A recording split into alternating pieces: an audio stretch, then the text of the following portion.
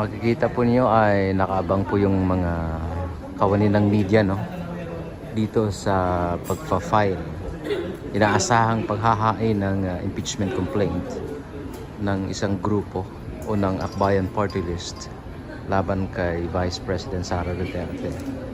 So dyan po bababa, dyan dadaan at papunta po yan.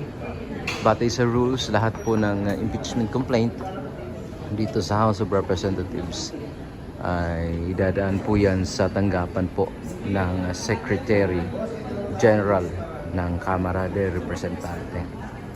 Yan. So nakaabang po ngayon yung ating mga kasamahan sa media dito sa inaasahan ng impeachment complaint filing ng Akbayan laban kay VP Sara Duterte.